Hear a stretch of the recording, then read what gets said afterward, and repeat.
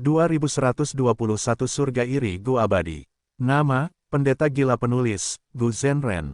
Plus mematikan mengatur ulang. Gu Abadi ini tampak seperti terbuat dari kristal, tampak seperti kutu dan sebesar kepalan tangan, melingkar seperti bola dan tetap diam sepenuhnya. Gu Abadi ini memungkinkan manusia seperti Du Zixiao untuk memberikan pengaruh pada kesengsaraan. Li Xiaobai membersihkan medan perang dari barang rampasan, ia tentu saja menemukan Gu Abadi ini. Untuk mengaktifkan Gu Abadi, esensi abadi biasanya diperlukan.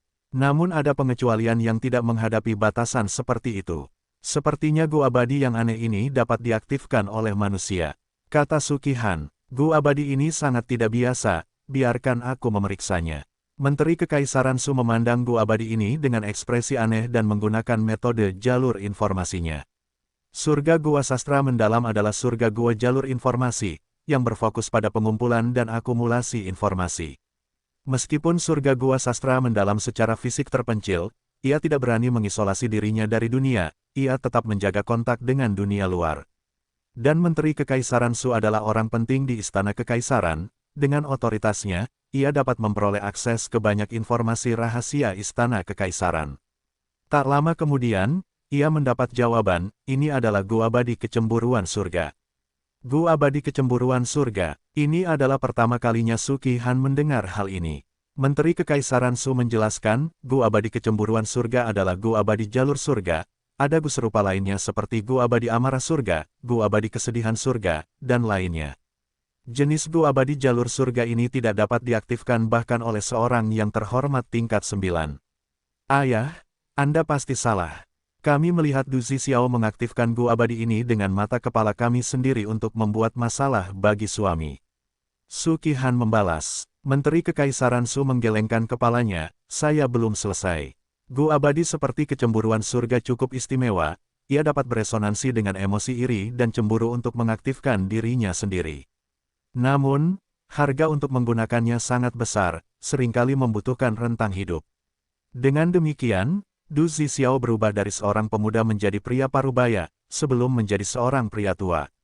Suki Han tercengang, dia tidak bisa tidak memikirkan U003C U003 T Legends of Renzu U003E U003E, berkata, aku ingat bahwa dalam U003C U003 T Legends of Renzu U003E U003E, ada catatan serupa. Jangan bilang padaku bahwa Gu kekuatan dan Gu kebijaksanaan juga merupakan cacing Gu jalur surga.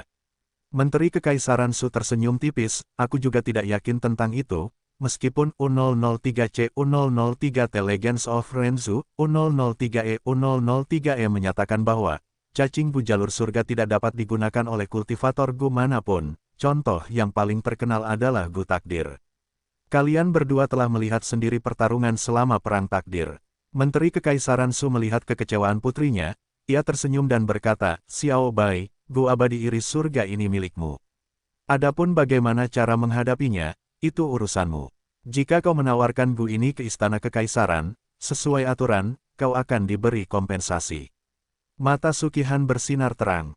Li Xiao Bai merenung, bisakah aku menukarnya dengan Gu Abadi Jalur Informasi? Menteri Kekaisaran Su memiliki ekspresi yang sulit, itu.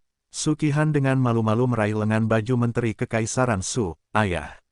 Gu Abadi Iri surga kita adalah peringkat 7, kita akan menerima kerugian dan hanya menukarnya dengan beberapa Gu Abadi Jalur Informasi peringkat 6. Menteri Kekaisaran Su menjentikkan dahi putrinya sambil berkata dengan bercanda, dasar gadis bodoh, kau meremehkan Istana Kekaisaran. Apakah kau pikir Gu Abadi begitu bodoh? Bahkan jika Gu Abadi, Jalur Surga adalah peringkat 8, ia memiliki nilai sebenarnya yang kecil, ia jauh lebih rendah daripada Gu Abadi Jalur Informasi peringkat 6. Demi kekasihnya, Suki Han tidak menyerah, ayah. Anda adalah Menteri Kekaisaran saat ini. Menteri Kekaisaran Su menghela napas, apalagi yang bisa dia lakukan, ini adalah putri kesayangannya. Saya akan memikirkan cara dan menemukan kesempatan untuk Xiao Bai. Dia menjawab, Suki Han tersenyum cerah, menekan, ayah. Saya yakin Anda bisa berhasil. Menteri Kekaisaran Su tersenyum pahit, gadis kecil, saya belum pernah melihat Anda begitu percaya diri pada ayahmu sebelumnya.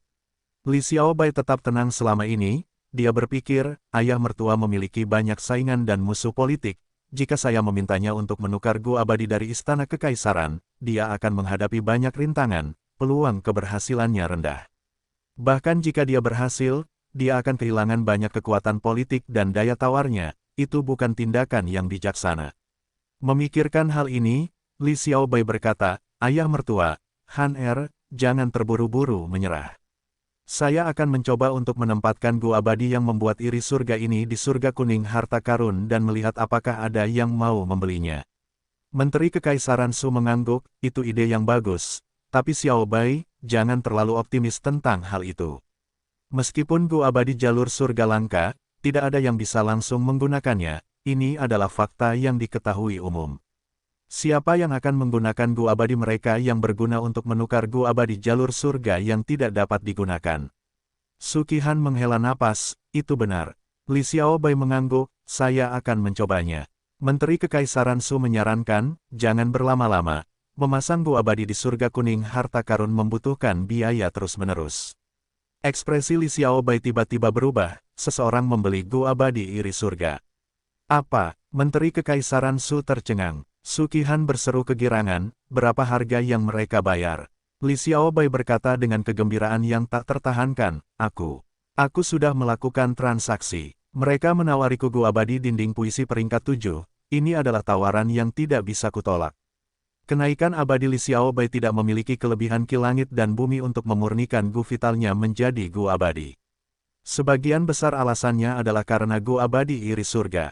Li Xiaobai tidak memiliki 10 fisik ekstrim, ia hanya memperoleh tanah terberkati tingkat tinggi. Namun dalam transaksi ini, Li Xiaobai memperoleh Gu Abadi pertamanya, dan itu adalah peringkat 7 saat itu. Menteri Kekaisaran Su melihat Gu Abadi dinding puisi di tangan Li Xiaobai, ia menatap dengan tak percaya, seseorang benar-benar membeli Gu Abadi jalur surga ini. Mereka bahkan menawarkan Gu Abadi jalur informasi dengan peringkat yang sama. Si bodoh mana ini? Si bodoh, yang dibicarakan Menteri Kekaisaran Su tidak lain adalah Gu Yue Fang Yuan. Fang Yuan selalu memperhatikan situasi Li Xiaobai. Meskipun Du Zixiao dan Gu Abadi Heavens Infy berada di luar ekspektasinya, Fang Yuan juga tidak berpikir untuk mengganggu perkembangan Li Xiaobai, tetapi memiliki Gu Abadi terlalu penting bagi Li Xiaobai. Dia harus membantu dalam aspek ini. Treasure Yellow Heaven adalah tempat yang aman, tidak ada yang bisa menyelidiki identitas orang-orang yang menjalani transaksi ini. Dengan Four Elements Square Regret Blood Refinement Pool, Fang Yuan memiliki tingkat keberhasilan yang tinggi dalam memurnikan Gu Abadi peringkat 8, belum lagi peringkat 6 atau 7. Klon jalur waktu secara langsung memurnikan Gu Abadi dinding puisi dan menaikkannya ke peringkat 7.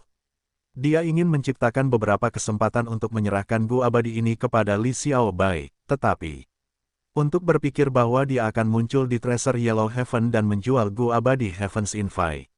Dengan kesempatan yang begitu besar, Fang Yuan segera mengambilnya. Transaksi berakhir dengan cepat. Li Xiaobai memperoleh Gu Abadi dinding puisi peringkat 7, meskipun dia hanya peringkat 6 dan memiliki tingkat kultivasi yang tidak memadai. Gu Abadi dinding puisi peringkat 7 ini cukup baik untuk menjadi Gu Abadi intinya.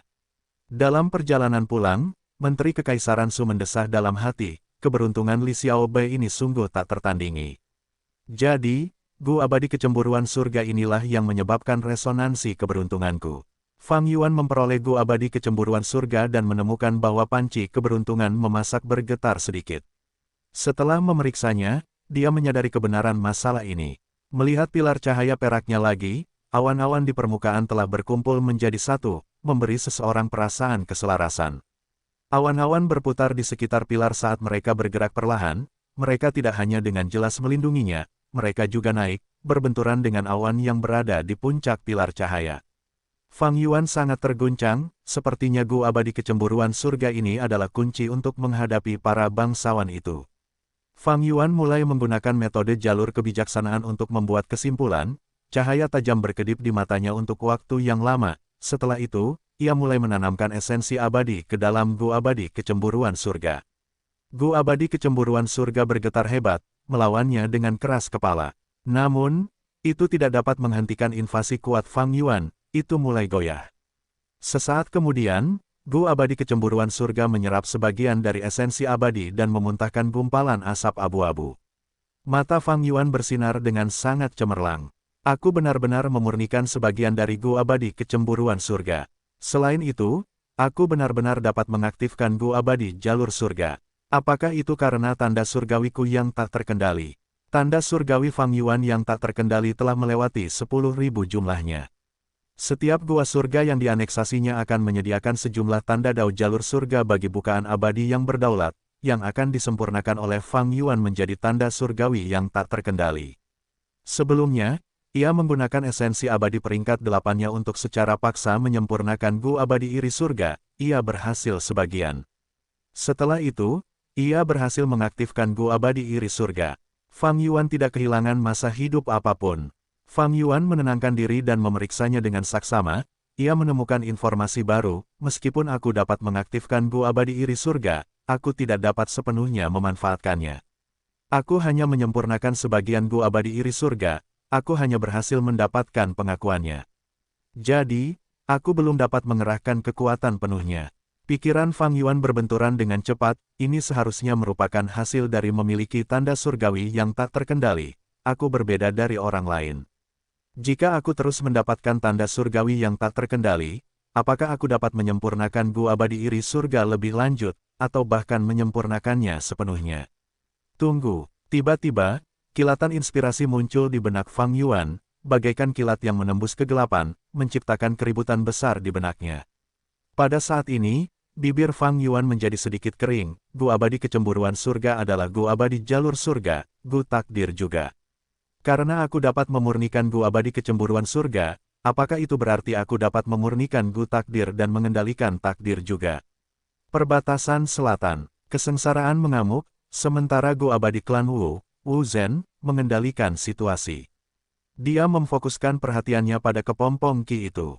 Tiba-tiba, seseorang berteriak dari dalam kepompong, keluar darinya dan menciptakan lubang abadi, menjadi abadi. Itu adalah Wu Ji. Dalam kenaikan abadi ini, tidak hanya dia mendapatkan tanah terberkati tingkat super, Gu vitalnya bahkan menjadi Gu abadi. Wu Zhen dapat merasakan aura Wu Ji, ia mendesah, Wu Ji, bagaimanapun juga kau memilih jalur kekuatan. Wu Ji tidak menyesal, ia tertawa, inilah tepatnya jalur yang kucari. Dan di Gunung Sangliang, Sang Yan Fei mengumpulkan anak-anaknya di aula yang sama. Ia telah meninggal di Gunung Yitian, tetapi karena kehancuran Gu takdir, ia dihidupkan kembali oleh Dewa Go Klan Sang. Saat ini, ia duduk di kursi utama dengan cahaya merah darah mengelilingi tubuhnya. Selamat kepada ayah karena berhasil dalam kenaikan abadi, kau telah melampaui alam fana dan menjadi abadi jalur darah. Sang Qiuniu adalah putra tertua, ia adalah orang pertama yang berbicara. Setelah itu, anak-anaknya yang lain juga memberi selamat kepadanya, termasuk Sang Xinqi. Sang Yan Fei melambaikan tangannya, jalur darah memiliki reputasi yang buruk, rahasiakan fakta bahwa aku sekarang adalah Dewa Gu jalur darah. Aku mengumpulkan kalian di sini hari ini karena aku ingin membagikan aset keluarga sekarang, sebelum aku memasuki kultivasi tertutup. Era Agung telah tiba, aku ingin kalian semua juga menjadi abadi dan memimpin gelombang baru era Agung ini. Dia mengenakan jubah hitam, rambutnya merah seperti darah, wajahnya seperti pemuda tampan. Anak-anaknya semua duduk di aula, berkumpul bersama. Di bawah tatapan mereka, Sang Yan Fei mengeluarkan setumpuk kulit binatang. Setiap kulit binatang memiliki tanda di atasnya, dengan jelas menggambar binatang seperti naga tertentu. Di sudut kulit, ada teks yang ditulis dengan tinta, memancarkan aura padat peradaban primitif.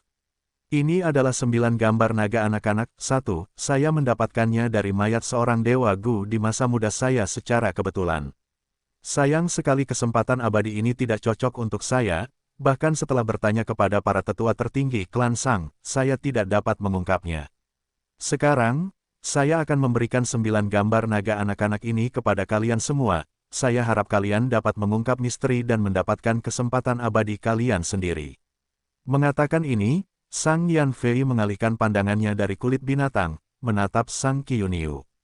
Qiuniu, kemarilah. Dia memanggil, ayah. Sang Qiuniu meninggalkan tempat duduknya, berjalan menuju Sang Yan Fei.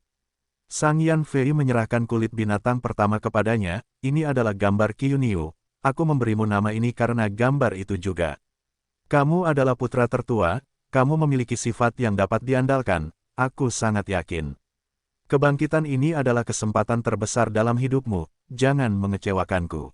Sang Qianyu mengulurkan kedua tangannya dan menerima kulit binatang itu. Ayah, aku akan melakukan yang terbaik dan tidak mengecewakanmu. Ya sih, kemarilah juga. Sang Yan Fei melambaikan tangannya dan memanggil putranya, mulai hari ini dan seterusnya, perluaslah wawasanmu dan jangan berkutat pada hal-hal remeh, itu akan menguntungkanmu. Ya, aku akan mengingat ajaran ayah. Sang Yazi mengambil kulit binatang itu dan kembali ke tempat duduknya. Sang Yan Fei memanggil anak-anaknya satu persatu, membagikan 9 gambar naga anak-anak sambil mengucapkan kata-kata penyemangat. Sang Xinci tetap duduk, dia tidak dipanggil. Dia mengamati dengan saksama, menyadari bahwa 9 gambar naga anak-anak itu memiliki gambar binatang yang berbeda-beda. Misalnya, gambar Cao Feng memiliki binatang suci dengan aura mulia yang tidak dapat dinodai. Gambar pulau menyerupai naga yang melingkar. Gambar bisi tampak seperti kura-kura raksasa yang dapat membawa gunung dan sungai. Ada juga gambar Bian, seperti harimau ganas dengan aura yang ganas. Hanya ada 9 gambar kulit binatang, semuanya segera dibagikan, tetapi dia memiliki lebih dari 9 anak. Sang Yan Fei memanggil Sang Tuo Hai juga, kamu telah mengelola karavan pedagang dengan baik. Aku akan memberikan seluruh karavan ini kepadamu. Selain itu, aku memiliki warisan jalur air, itu adalah warisan dari seorang abadi jalur air. Meskipun sebagian besar belum lengkap, isinya masih sangat berharga, saya harap Anda masih dapat terus bekerja keras di masa mendatang. Dan akhirnya, Sang Yan Fei memanggil Sang Xinci. Ayah, Sang Xinci berjalan ke arah ayahnya. Sang Yan Fei mendesah, aku sudah membagikan semua kekayaanku, hanya rumah ini yang tersisa. Oh Xinci, di antara anak-anakku, kaulah yang paling melampaui harapanku. Jika kau tidak keberatan, ambillah rumah ini. Begitu dia mengatakan itu, aula menjadi riuh. Anak-anaknya yang lain melihat ke arah Sang Yan Fei dan Sang Xinci, mereka ingin berbicara tetapi ternyata tidak bisa. Itu jelas perbuatan Sang Yan Fei. Di bawah tatapan semua orang, Sang Xinci menjawab dengan ekspresi tenang, aku akan berterima kasih kepada ayah atas hadiah ini. Setelah pertemuan berakhir, sebagian besar anak-anak Sang Yan Fei berkumpul secara diam-diam. Ayah benar-benar memberikan rumah itu kepada Sang Xinci. Dia bahkan tidak mengizinkan kami menyuarakan keberatan kami. Sepertinya ayah benar-benar ingin Sang Xinci menjadi pemimpin klan. Apa yang harus kita lakukan? Ini terlalu tidak adil. Apa yang kita semua dapatkan? Beberapa hal yang tidak masuk akal atau warisan yang rusak. Sedangkan Sang Xinci itu, dia akan menjadi pemimpin klan, dia pasti akan diasuh oleh klan dan menjadi benih Gu immortal. Awalnya, Sang Yan Fei masih seorang tuan muda, dia ditekan oleh aliansi tuan muda lainnya. Dia mengambil langkah mundur dan meninggalkan posisi tuan muda atas kemauannya sendiri, menjadi anggota klan biasa. Selama masa kejatuhan itu, dia tinggal di rumah ini. Setelah itu, ketika dia menjadi pemimpin klan, dia menjaga tempat ini sebagai pengingat bagi dirinya sendiri dan generasi selanjutnya. Akibatnya, perjamuan klan selalu diadakan di sini. Setelah itu, ketika Fang Yuan dan Bai Ningbing meninggalkan Gunung Qingmao untuk menjelajahi dunia, ketika mereka mengawal Sang Xinci ke Gunung Sangliang, mereka juga dilayani di rumah ini. Sang Yan Fei memberikan rumah ini kepada Sang Xinci, ada makna yang dalam di baliknya, itu berarti bahwa dia memberikan posisi pemimpin klan kepadanya. Meskipun Sang Xinci sudah menjadi pemimpin klan selama beberapa waktu, menurut aturan dan adat istiadat, dia harus ditunjuk oleh pemimpin klan sebelumnya, yang tidak akan meninggalkan kekurangan bagi orang lain untuk dikritik. Ayah terlalu berat sebelah. Benar, dia paling mencintai Sang Xinci. Apa yang bisa kita lakukan? Semuanya, apakah kita akan melihat ini terjadi? Dia hanyalah anak haram. Setelah aku meninggal, kalian semua sangat tidak berguna. Kalian benar-benar membiarkannya menjadi pemimpin klan. Aku tidak memutuskan pemimpin klan, ada instruksi dari atasan, apa yang bisa kita lakukan? Menurut pendapatku, para tetua tertinggi klan Sang kita terlalu bingung. Sang Xinci dan Fang Yuan memiliki hubungan yang misterius, aku khawatir para petinggi juga memikirkan hal itu. Diskusi semua orang terhenti. Setelah hening sejenak, Sang Yifan berkata, dulu Fang Yuan tinggal di Gunung Sangliang, tapi orang macam apa dia? Dia adalah seseorang yang dapat memengaruhi seluruh dunia, mengapa dia peduli dengan semut seperti kita? Para tetua tertinggi klan Sang terlalu memikirkannya, tidak bisakah mereka melihat bahwa bahkan setelah bertahun-tahun, Fang Yuan tidak pernah membantu Sang Xinqi sekalipun. Kata-kata ini menghidupkan kembali diskusi yang membosankan itu. Anak-anak yang tersisa menjadi lebih ceria lagi. Mereka sepakat serempak bahwa Fang Yuan telah melupakan Gunung Sangliang dan semua yang terjadi di sini. Mereka hanya tidak mau menyerah pada posisi pemimpin klan. Sang Yifan terus berbicara, Sang Xinqi memiliki kekuatan yang besar, tetapi bukan tidak mungkin untuk melawannya. Kita perlu bekerja sama untuk menang, kita bisa terus maju dan membagi kekuatannya. Sang Yazi mencibir, kita perlu menggunakan pendekatan bercabang banyak sehingga Sang Xinqi tidak dapat menangani semuanya sekaligus. Aku bertemu dengan seorang ahli beberapa waktu lalu, jika kita bisa mendapatkan bantuannya, Sang Xinqi pasti akan menghadapi banyak masalah, reputasinya akan jatuh. Beberapa hari kemudian, suasana ruang belajar menjadi tegang. Sang Xinqi mengerutkan kening saat dia mendengarkan laporan Sang Buli, mendesah dalam-dalam. Jika dipikir-pikir situasinya begitu parah, hanya dalam beberapa hari, masalah-masalah yang muncul itu telah melanda seluruh pasar Gunung Sangliang. Beberapa hari yang lalu, barang-barang palsu mulai muncul di pasar cacing Gu Gunung Sangliang. Gu palsu ini identik dengan yang asli, bahkan jika digunakan, efeknya akan sama. Tetapi setelah beberapa waktu, mereka akan memperlihatkan diri dan meledak sendiri, pembeli akan menderita kerugian besar. Gu palsu ini muncul di pasar klan Sang, itu sangat memengaruhi prestise mereka. Situasinya sangat gawat, Xiao Dai berdiri di samping Sang Xinqi sambil berkata kepada Sang Buli dengan nada tidak senang, Tuan Sang Buli, Anda yang bertanggung jawab atas pasar. Pasti sudah lama berlalu sebelum situasi ini berkembang seperti ini, mengapa Anda menahan informasi dan tidak melaporkannya? Sang Buli mendengus dingin karena marah, saya terlalu tidak berguna. Saya mengecewakan Anda, pemimpin klan. Situasinya terlalu gawat sekarang, saya tidak bisa membuat perubahan apapun, saya akan mengundurkan diri sekarang, tolong jangan hentikan saya. Anda, Xiao Dai tercengang karena terkejut, dia berkata, siapa yang ingin Anda takuti? Sang Buli menatap Xiao Dai dengan dingin, Anda hanya seorang pelayan, saya murah hati dan tidak akan menyalahkan Anda. Namun, pemimpin klan, saya mengundurkan diri sekarang. Tolong setujui itu. Sang Xinqi menatap Sang Buli dalam-dalam sebelum menjawab dengan tenang, kalau begitu, saya akan menyetujui pengunduran diri Anda. Selamat tinggal, Sang Buli terkekeh sambil pergi. Apakah dia benar-benar membiarkan semuanya seperti ini? Xiao Dai tercengang, pemimpin klan, Tuan Sang Tuohai ingin bertemu denganmu. Pada saat ini, Xiao Lan melapor. Tatapan Sang Xinqi berkedip sejenak sebelum menjawab, biarkan dia masuk. Sang Tuohai masuk ke ruang belajar dan melihat ekspresi Sang Xinqi, lalu mengangguk, jadi, kau menyadarinya. Sang Xinqi bertanya, karena posisi pemimpin klan. Sang Tuohai, tepat sekali. Sang Buli menguasai pasar budak dan memiliki bisnis yang hebat, tetapi setelah kau naik tahta, karena kau tidak menyukai kekejaman seperti itu, kau melarang perdagangan budak, yang menyebabkan Sang Buli mengelola pasar cacing Gu di Gunung Sangliang sebagai gantinya. Dia sudah diyakinkan oleh mereka, dia terlibat dalam konspirasi Gu palsu ini. Iblis tua ini, Xiao Dai menggertakkan giginya karena marah. Sang Tuohai menambahkan, ini belum semuanya, Sang Buli hanyalah yang pertama membelot, akan ada lebih banyak lagi yang muncul segera. Sang Xinqi mengangguk, dan apa yang kau inginkan dari ini? Sang Tuohai menjawab dengan lugas, kita berdua adalah anak haram. Bahkan jika kau jatuh, aku tidak akan menjadi pemimpin klan. Aku akan jarang kembali di masa depan, aku akan memimpin karavan pedagang dan menjelajahi dunia, aku juga ingin menjadi abadi. Tapi aku tidak bisa bergantung pada klan, jika kau menjadi abadi di masa depan, aku harap tindakan kebaikanku sekarang akan terbayar. Aku akan mengingat ini. Selamat tinggal. Melihat Sang Tuohai pergi, Sang Xinqi memiliki emosi yang rumit. Setelah memimpin klan Sang selama bertahun-tahun, Sang Xinqi telah mengembangkan banyak kemampuan dan memperluas wawasannya. Dari sudut pandangnya, di antara anak-anak Sang Yanfei, Sang Tuohai jelas merupakan tiga teratas dalam hal kemampuan, dia adalah pilihan utama baik dalam bakat maupun kepribadian.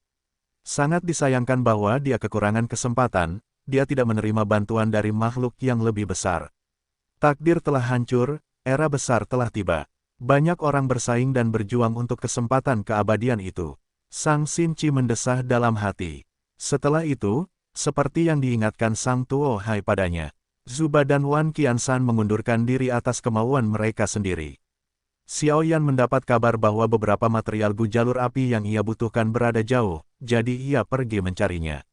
Xiong Tu, Xiong Huo, dan Xiong Feng juga menerima beberapa informasi tentang cara menyelamatkan leluhur mereka, Xiong Yanpo. Zhou Quan dan Wei Desin juga menjadi sakit secara kebetulan, mereka terbaring di tempat tidur. Seketika, Sang Xinchi tidak memiliki bawahannya yang cakap, ia sendirian tanpa bantuan dari luar. Para Master Gu yang membeli Gu palsu berkumpul bersama dan mulai menciptakan masalah. Sang Xinchi harus membawa Xiao Lan dan Xiao Dai ke tempat kejadian dan mengendalikan situasi. Cacing Gu ini semuanya palsu, apakah klan Sang sekarang menjual barang palsu? Karena pemimpin klan Sang ada di sini, katakan pada kami, apa yang akan kamu lakukan? Aku menghabiskan sebagian besar asetku untuk membeli cacing Gu tingkat 4 darimu, tetapi ternyata itu adalah Gu palsu. Festival keberuntungan klan Sang diadakan setiap tahun tetapi sebenarnya ada barang palsu yang dijual untuk merugikan kami para pembeli, ini sama sekali tidak dapat diterima.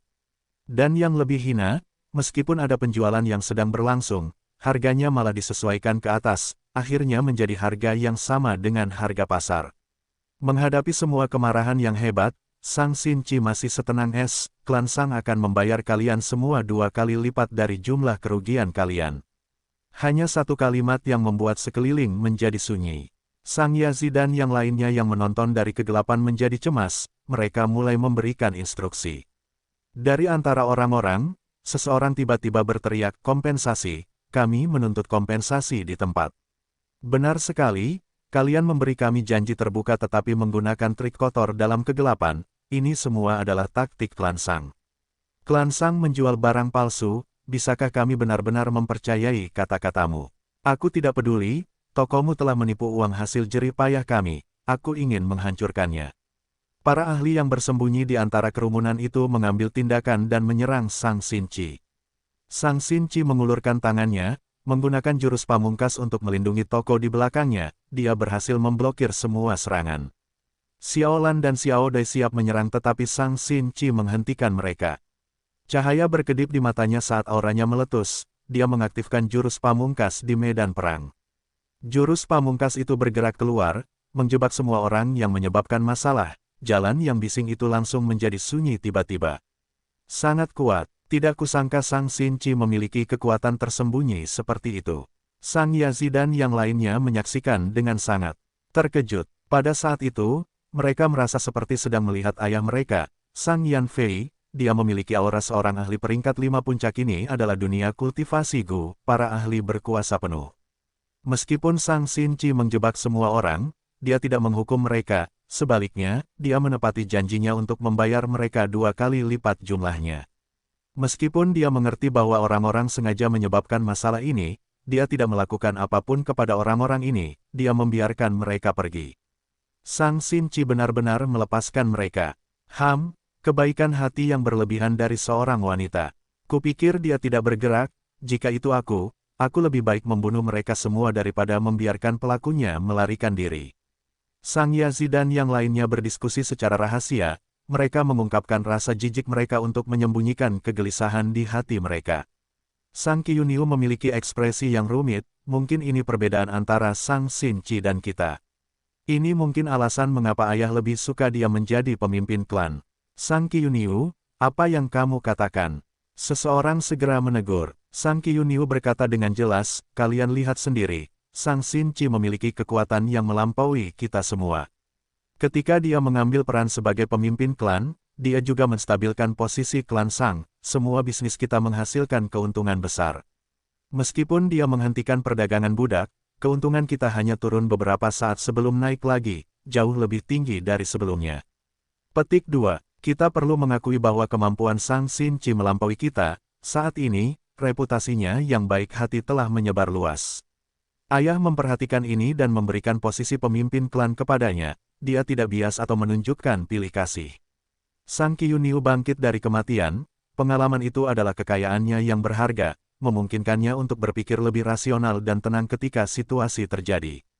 Namun segera setelah itu, Sang Yifan tersenyum dingin, "Saudara Qiuniu, bahkan jika itu benar, lalu kenapa? Siapapun yang menjadi pemimpin klan akan dipelihara oleh klan menjadi abadi. Ini adalah kesempatan abadi. Lalu kenapa jika Sang Xinchi melampaui kita dalam hal kemampuan dan karakter, lalu kenapa? Apakah kamu tidak akan bersaing untuk kesempatan ini?" Sang Qiuniu terdiam beberapa saat sebelum mengangguk sambil berkata dengan sungguh-sungguh, "Aku harus mencoba." Setelah Sang Xinchi melepaskan para pembuat onar, dia pergi untuk menenangkan para pemilik toko. Seorang lelaki tua berjalan ke arah Sang Xinchi dengan gemetar sambil mengungkapkan rasa terima kasihnya, "Jika bukan karena kemunculan ketua klan, aku pasti akan mendapat masalah. Itu karena penglihatanku kabur dan aku kehilangan ketenangan karena keserakahan. Aku percaya pada rumor dan membeli beberapa barang murah.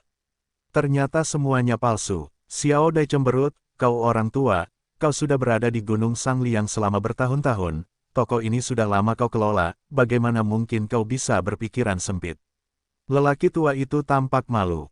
Xiao Dai mendengus sambil menatap lelaki tua itu, "Orang tua, kau beruntung bertemu dengan nona mudaku.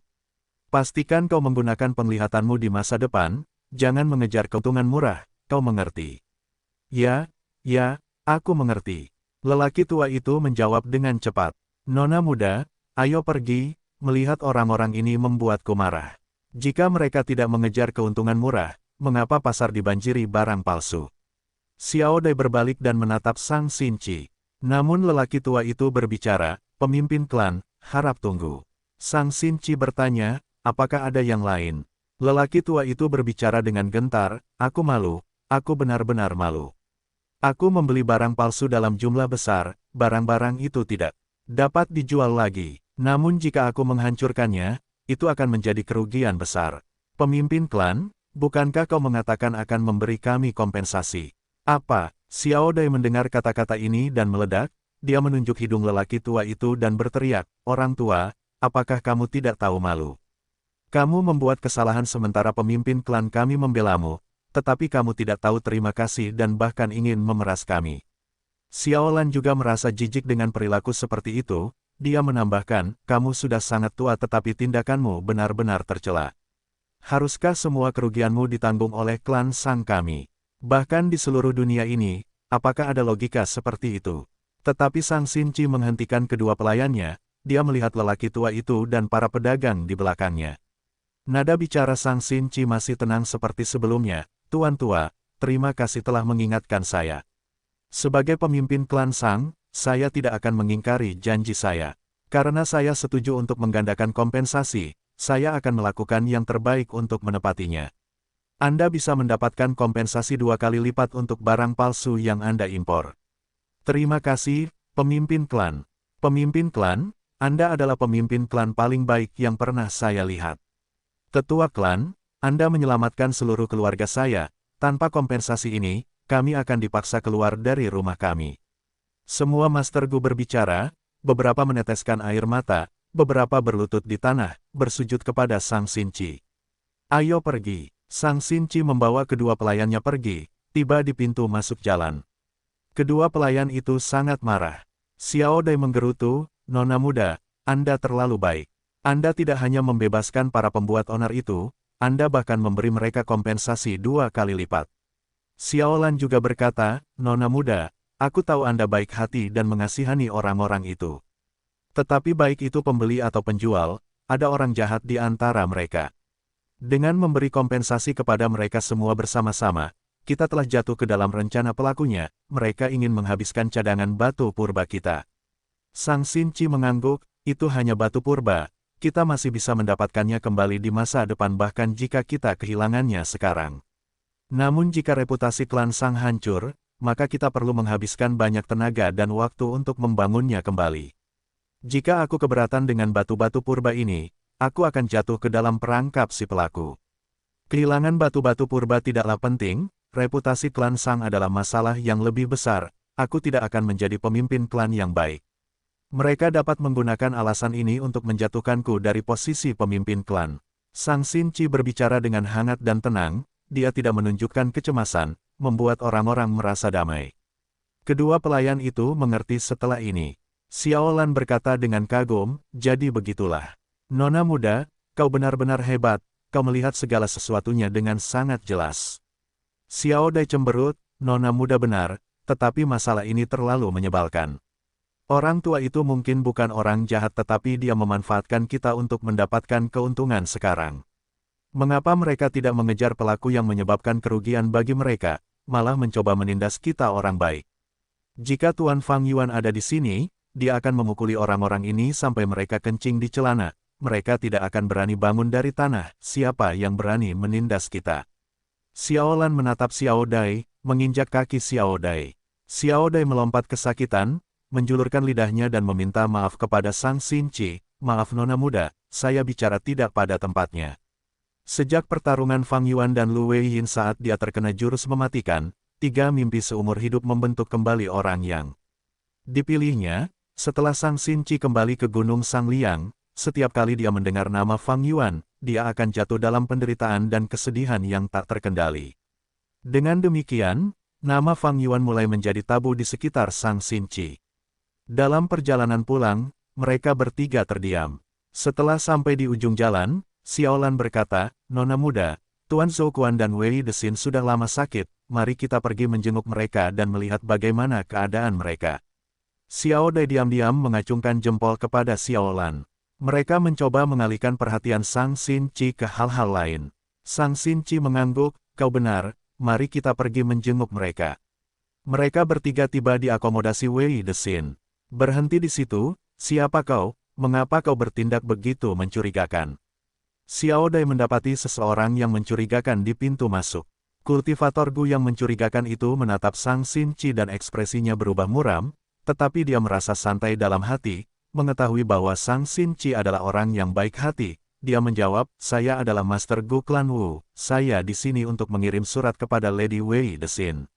Ekspresi Xiao Dai berubah saat dia menatap Sang Xinci, Nona muda, oh tidak. Lady Wei Desin pasti pergi ke klan Wu setelah melihat situasi yang mengerikan ini.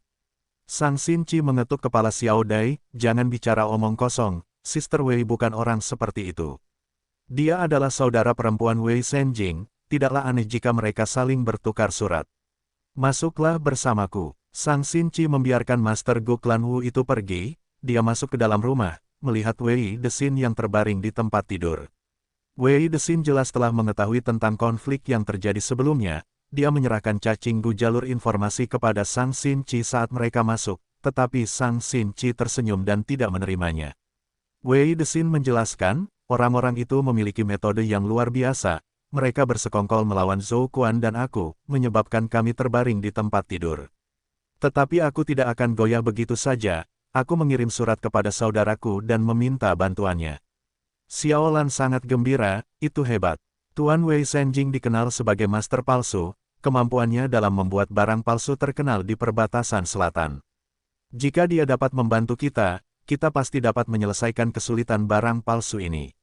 Sang Xinci tersenyum, belum lama ini, di Sun Mun Sin Hole, aku bertemu dengan Wei Senjing dan kami mengejar iblis Kong Ritian.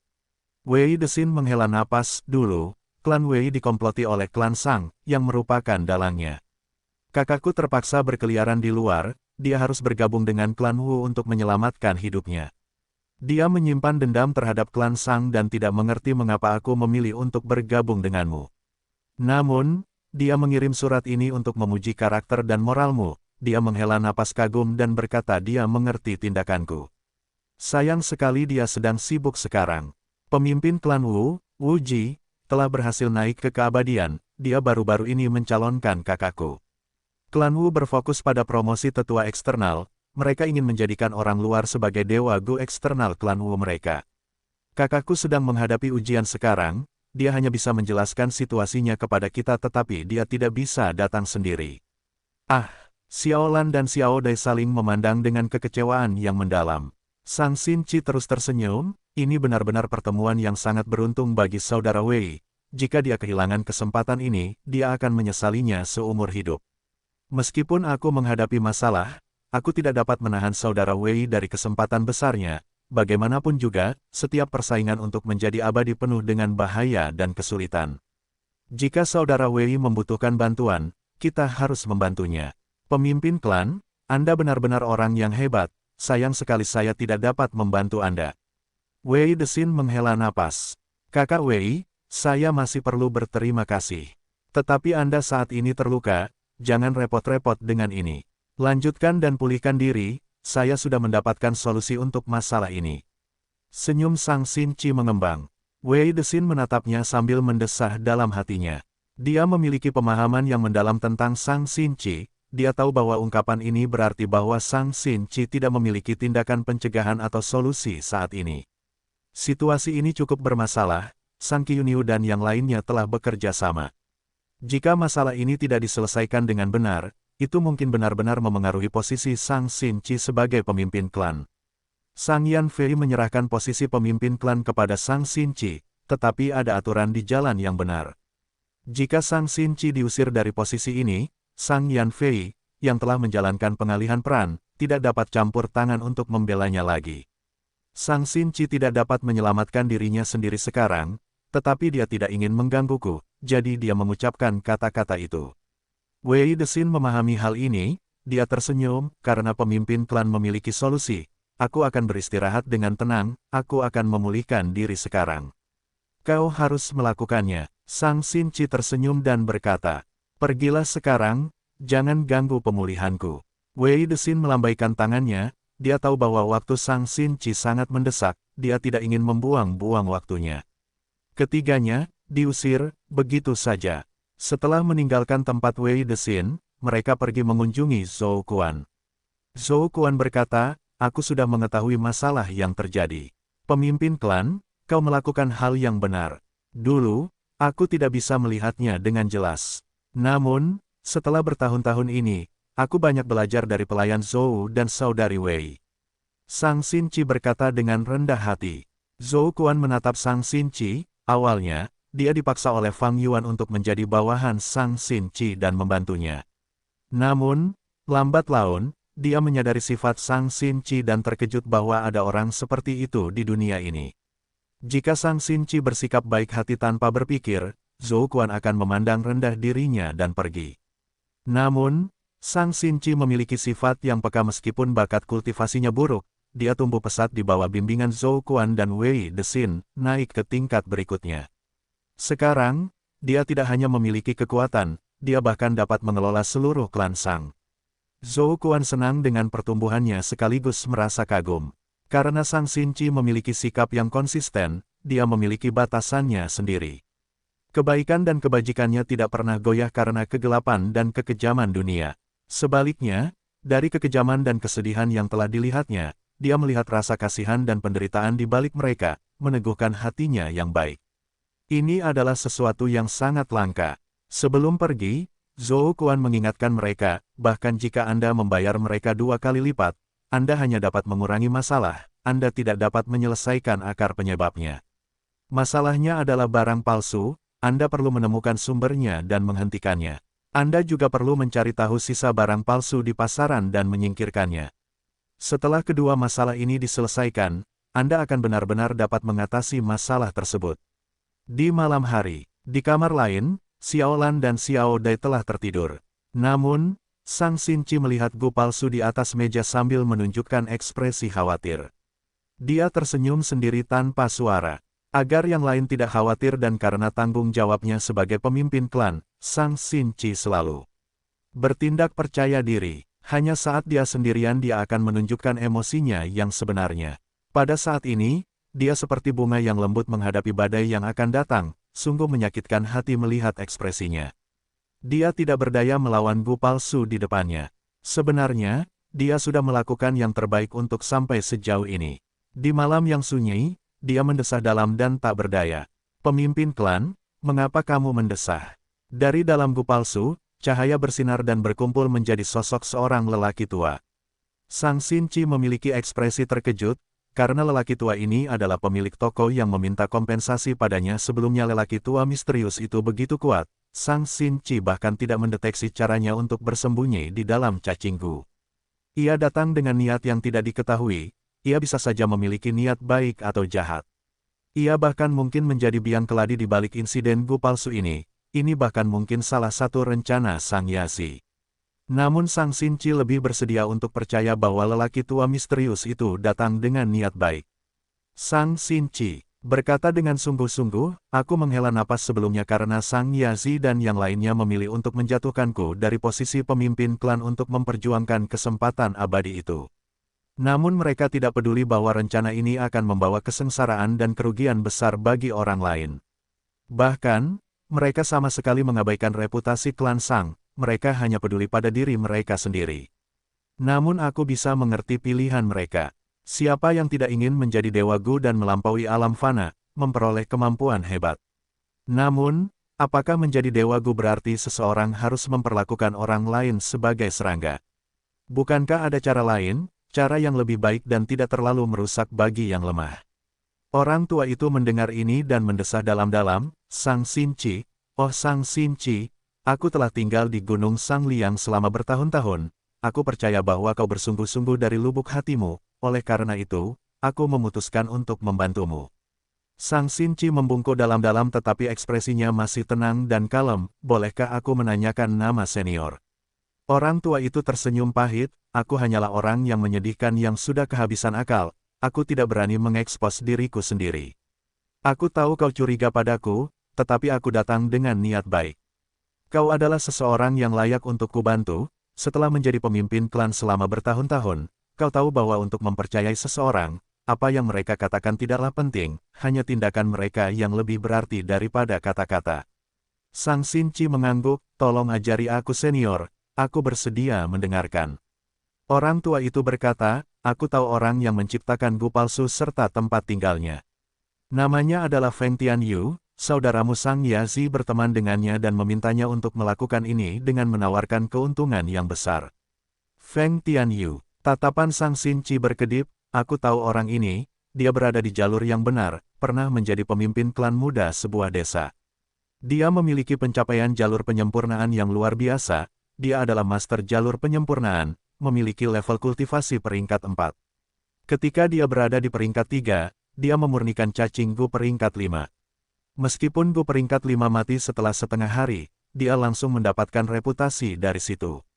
Sayangnya, klannya kalah dalam konflik dan menghadapi pemusnahan, dia bukan lagi pemimpin klan muda yang memiliki prospek tak terbatas, malah menjadi seorang kultivator tunggal.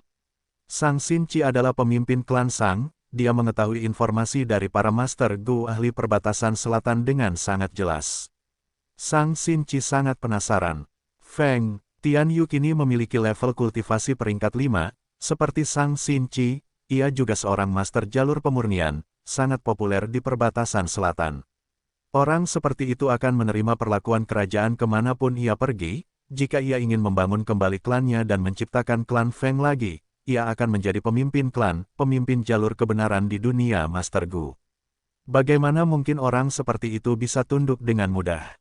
Orang tua itu tidak menyembunyikan apapun, ia langsung memberitahu Sang Xinchi metode itu. Ekspresi Sang Xinchi berubah, senior ingin aku berbohong kepada Feng Tianyu. Orang tua itu tersenyum, itu bukan kebohongan, memang benar bahwa kau kenal dengan Fang Yuan. Tentu saja, secara tegas, itu tetap saja kebohongan. Tetapi Sang Xinchi, jika satu kebohongan dapat menyelamatkan banyak orang, apakah kau akan melakukannya? Kau tidak punya pilihan lain sekarang, Feng Tianyu adalah biang keladi di balik Gu palsu itu. Senyum lelaki tua itu semakin lebar, di dunia ini, menjadi orang jahat tidaklah mudah, tetapi menjadi orang baik bahkan lebih sulit. Karena orang baik harus mengalahkan orang jahat sambil mempertahankan moral dan keyakinannya sendiri. Oh Sang Xinchi, aku hanya memberimu sebuah metode, sedangkan untuk apa yang akan kau lakukan dengannya, itu sepenuhnya terserah padamu. Sang Xinchi tidak ragu, terima kasih senior, metodenya sangat bagus, aku akan mencobanya. Sangat bagus. Lelaki tua itu tertawa, itulah mengapa aku menyukaimu. Kau memiliki kebaikan hati tetapi kau tidak dibutakan olehnya, kau tahu bagaimana menggunakan berbagai metode untuk menghadapi kejahatan. Di dunia ini, kebaikan hati yang murni sama saja dengan bunuh diri, itu bahkan dapat menyakiti teman dan keluargamu. Tetapi kau tidak seperti itu, kau realistis dalam tujuanmu, kau adalah orang baik yang benar-benar praktis. Di akhir, lelaki tua itu menambahkan, cacing Gu ini mengandung warisan sejati Gu immortal. Aku pikir ini adalah jalur kultivasi yang paling cocok untukmu. Coba lihat, apakah kau mengolahnya atau tidak sepenuhnya terserah padamu. Setelah berkata demikian, bayangan lelaki tua itu menghilang. Pada saat yang sama, seekor cacing Gu terbang dari meja, melayang di udara, menjauh dari tumpukan. Sang Xinchi memegangnya dan memeriksa detailnya. Sesaat kemudian, kegembiraan terpancar di wajahnya saat dia bergumam pada dirinya sendiri, perbuatan baik, Gu. Gunung Sangliang memiliki kota luar dan juga kota dalam. Kota dalam dibagi menjadi kota dalam pertama, kedua, ketiga, keempat, dan kelima. Kota dalam pertama disebut kota dalam pusat, jantung politik klan Sang, dan juga pangkalan militer mereka. Sang Xinchi tinggal di sini. Kota dalam kedua juga dikenal sebagai kota klan, hanya anggota klan Sang yang bisa tinggal di sini. Token diperlukan untuk masuk. Feng Tianyu tinggal di kota dalam ketiga. Seluruh kota bagian dalam ketiga itu sangat mahal dan berharga, batu bintang digunakan di mana-mana. Tidak hanya bangunan, tetapi bahkan jalan setapak pun terbuat dari batu bintang. Sekilas, cahaya bintang dapat terlihat di seluruh penglihatan seseorang. Jalan-jalannya hanya sedikit orang, tenang dan tenteram, seperti istana bintang. Tidak ada penginapan, yang ada hanya taman. Taman-taman kecil disewakan dengan harga 30 batu purba per hari, sedangkan taman-taman besar disewakan dengan harga 100 batu purba. Feng Tianyu tinggal di sebuah taman besar. Dia minum teh berkualitas tinggi dan duduk di kursi setengah miring, pintunya terbuka saat angin bertiup ke taman, dia melihat pemandangan hutan bambu yang indah. Saudara Feng, kamu benar-benar menikmati dirimu sendiri. Suara Sang Xinchi tiba-tiba bergema. Feng Tianyu gemetar hebat, dia sangat terkejut hingga hampir jatuh dari kursinya. Tetapi pada saat berikutnya, dia bereaksi dan cacing Gu di lubangnya bersiap untuk menyerang. Dia berbalik dan menatap Sang Xinchi, menenangkan dirinya dengan kuat, jadi pemimpin klan Sang telah mengunjungiku. Aku benar-benar merasa tersanjung. Pemimpin klan, metodemu sungguh menakjubkan. Aku menyiapkan 3 formasi Gu di sini. Kau benar-benar berhasil masuk secara diam-diam. Apakah ada tempat di dunia ini yang bisa mencegahmu? Feng Tianyu mengejek tindakan Sang Xinchi yang seperti pencuri, tetapi dia tidak marah. Dia membalas, bagaimana metodeku bisa dibandingkan denganmu, saudara Feng?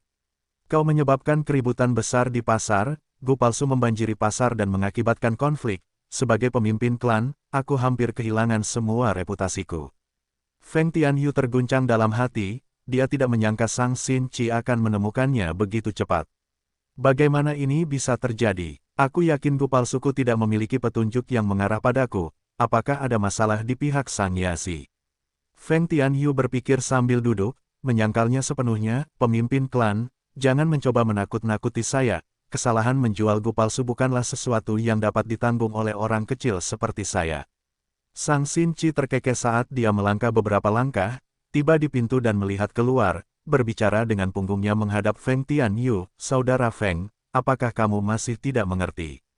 Apapun yang saya klaim sebagai kebenaran, bahkan tanpa bukti apapun, adalah kebenaran.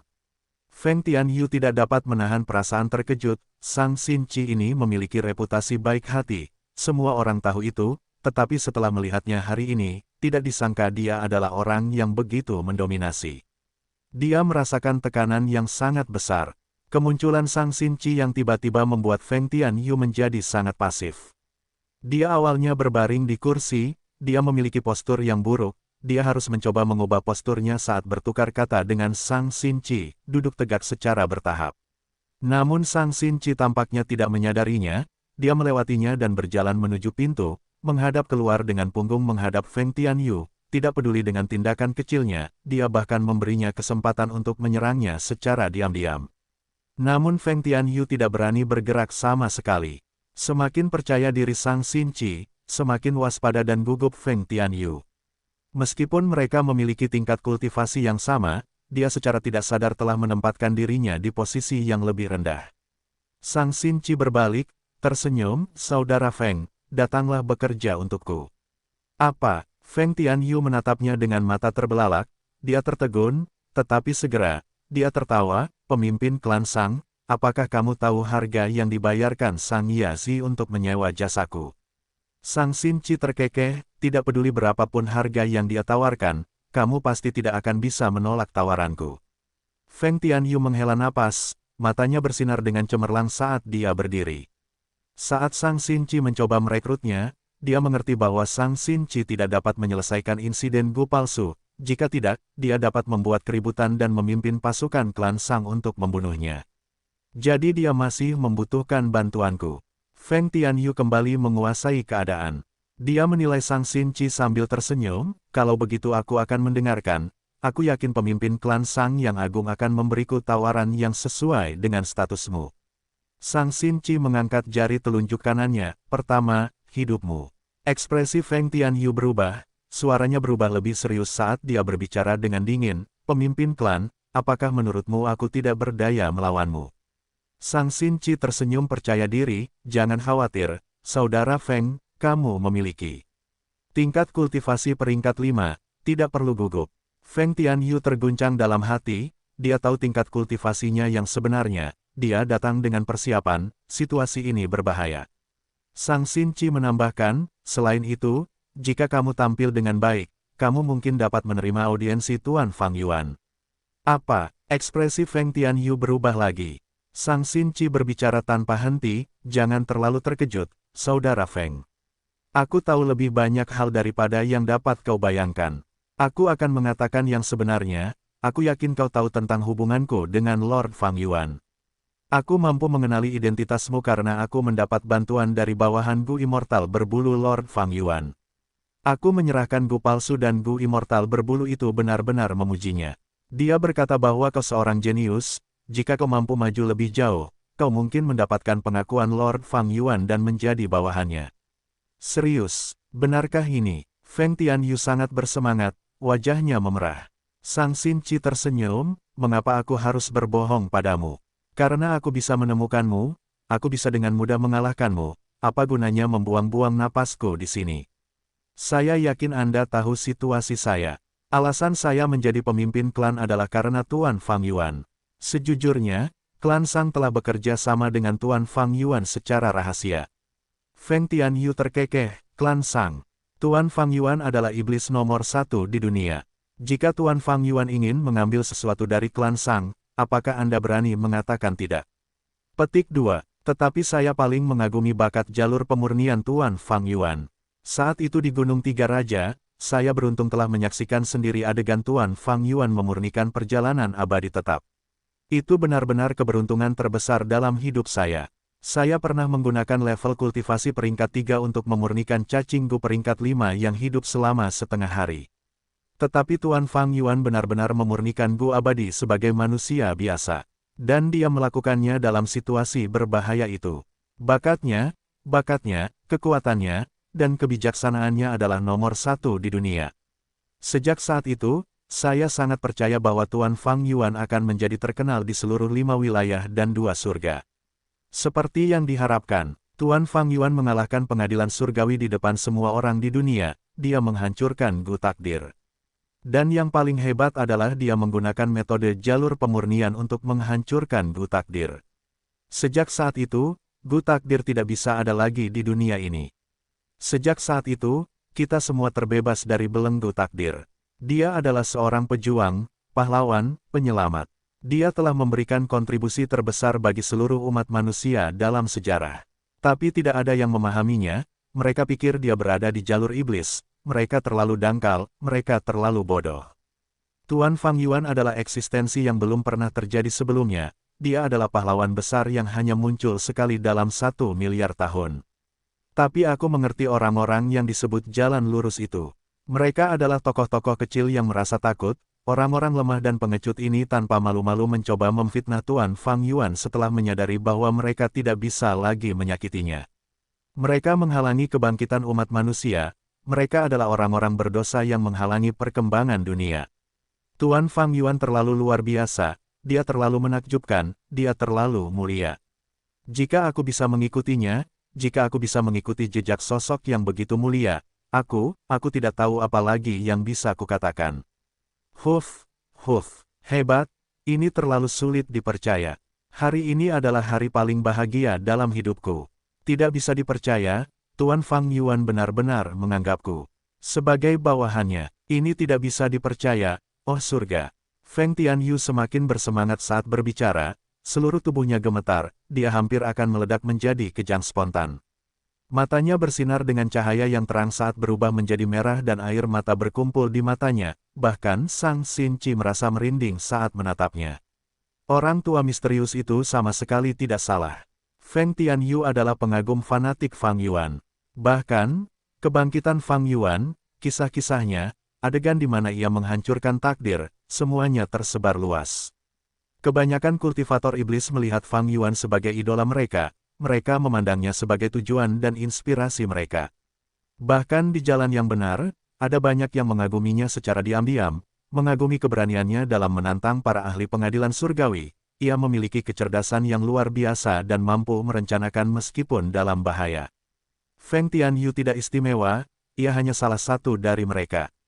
Namun karena ia pernah berinteraksi dengan Fang Yuan, dan karena kesamaan mereka dalam jalur pemurnian, ia yang pernah menjadi tuan muda yang diberkati mengalami seluruh keluarganya dibantai, cobaan yang mengerikan dalam hidupnya membuat kepribadiannya semakin bengkok dan ekstrim.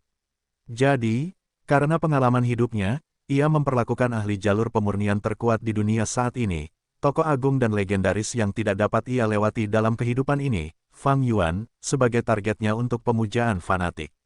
Sekalipun Sang Xin Qi tidak dapat memberikan bukti kuat, selama masih ada harapan, selama masih ada kesempatan baginya untuk bisa dekat dengan pujaan hatinya, eksistensi ketuhanan dalam hatinya, itu sudah cukup baginya untuk merasakan kegembiraan yang amat sangat. Ia tidak dapat mengendalikan dirinya. Kota bagian dalam kedua Gunung Sangliang.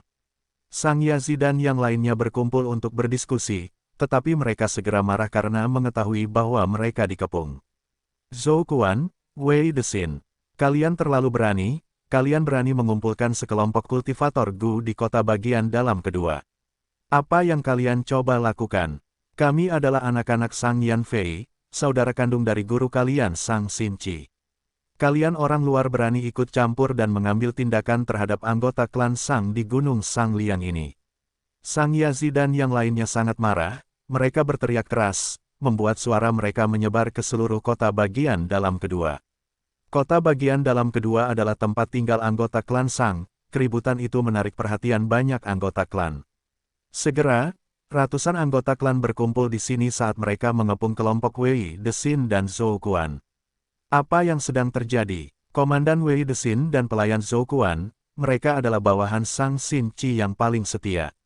Mereka mengepung Sang Qiuniu, Sang Yazi, dan yang lainnya. Kedua orang ini terlalu berani, mereka mencoba mengambil tindakan terhadap anggota klan Sang kita secara terbuka.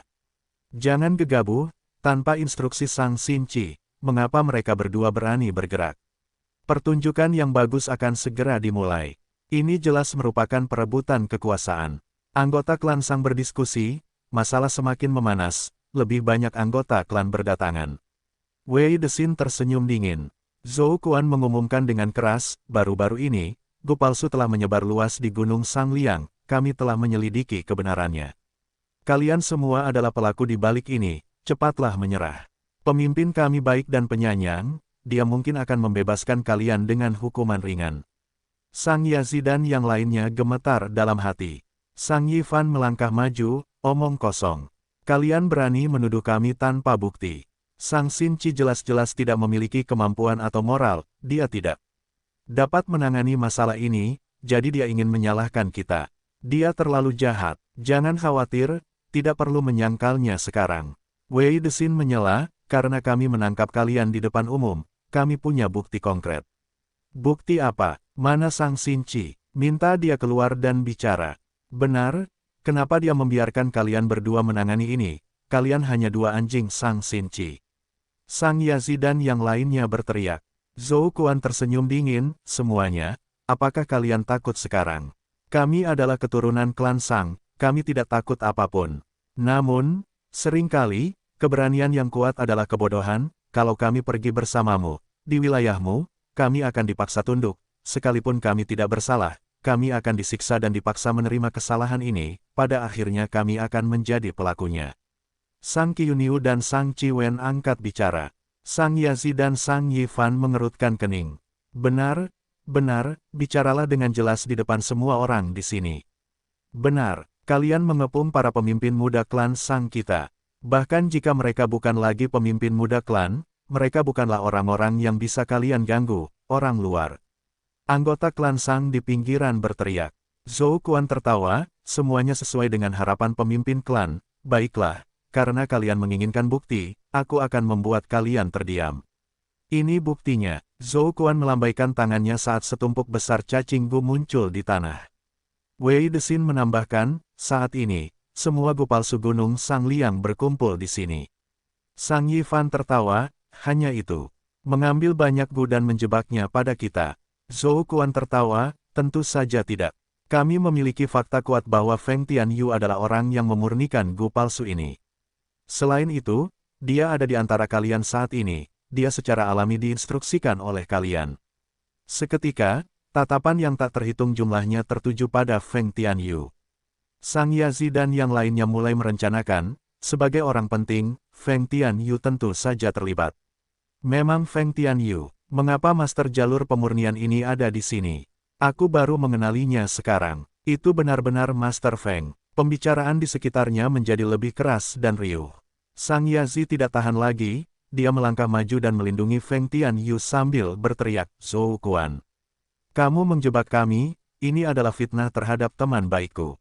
Kami tidak akan membiarkan ini begitu saja. Masalah ini jauh lebih serius daripada kamu menuduh kami atas masalah ini. Jika kamu tidak memiliki bukti kuat bahwa saudara Feng adalah orang yang membuat gu palsu ini, aku akan mencari audiensi dengan ayah, aku akan memintanya untuk menegakkan keadilan.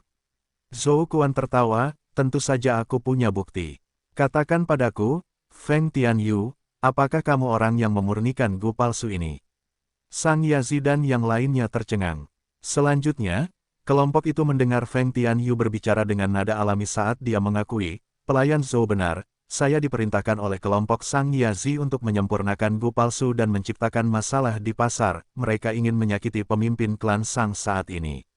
Apa, kakak Feng, kamu. Pada saat ini, suasana menjadi sunyi. Sang Yifan dan yang lainnya menatap Feng Tianyu, ekspresi mereka tidak percaya dan terkejut. Sang Yazi tiba-tiba berbalik, kemarahan dan keterkejutan terlihat jelas di wajahnya.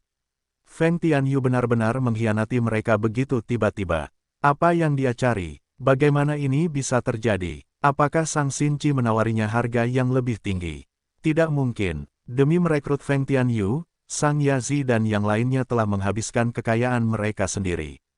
Bagaimana mungkin Sang Xinci mengumpulkan begitu banyak sumber daya dalam waktu sesingkat itu? Namun, ini benar-benar terjadi pada mereka. Itu merupakan pukulan yang fatal bagi Sang Yazi dan yang lainnya. Tidak, kamu bukan saudara Feng. Ekspresi Sang Yazi berubah, dia meronta, kamu pasti penipu. Tidak, bahkan jika kamu nyata, aku yakin wanita jahat Sang Xinci itu telah mengendalikanmu. Teriakan Sang Yazi begitu pucat dan lemah saat ini. Zhou Quan berbicara, jangan khawatir, Tuan Feng Tianyu bukanlah satu-satunya orang yang kujadikan saksi.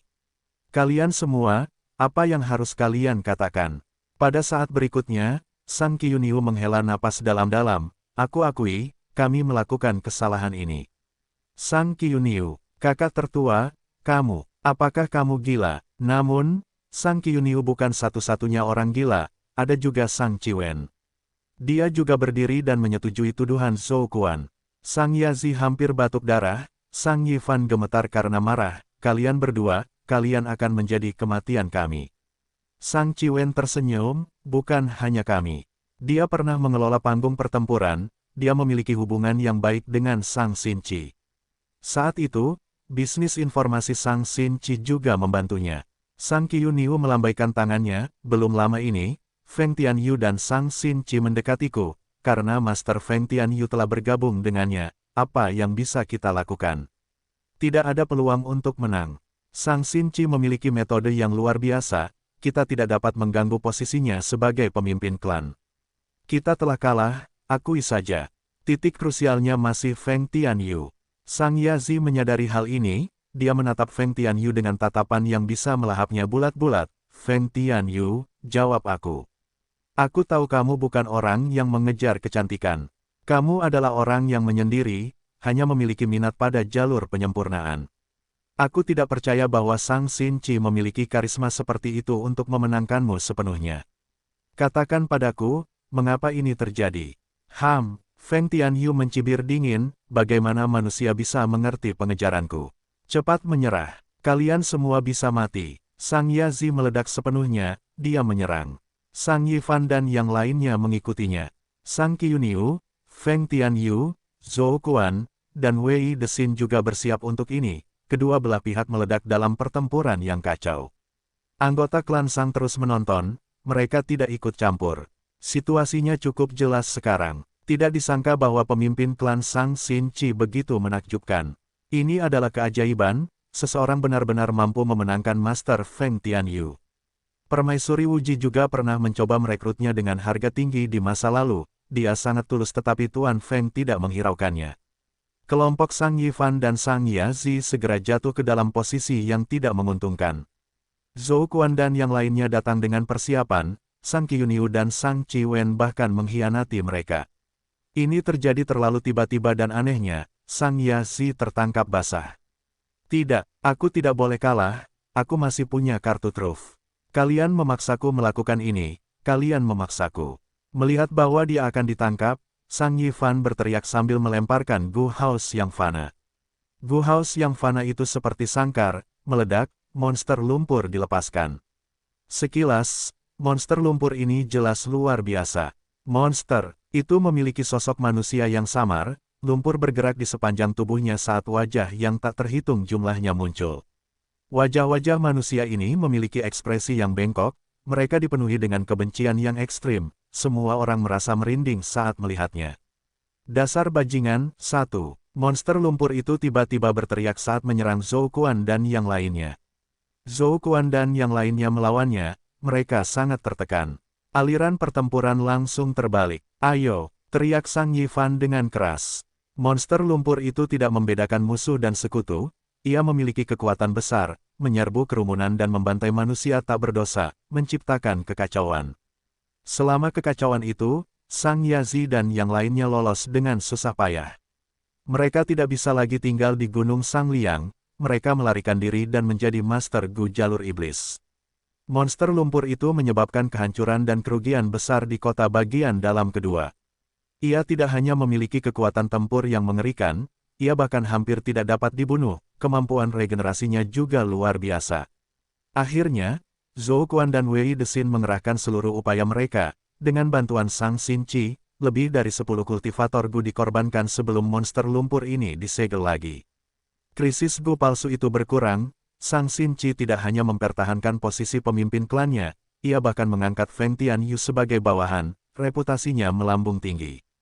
Namun, perjuangan terakhir Sang Yifan juga meninggalkan masalah besar bagi Sang Xinchi untuk diselesaikan. Setelah menerima laporan itu, Sang Yan Fei tersenyum. Penampilan Sang Xinchi tidak mengecewakannya, bahkan, ia sangat terkejut. Ia tidak menyangka bahwa Sang Xinchi akan mampu mencapai ini.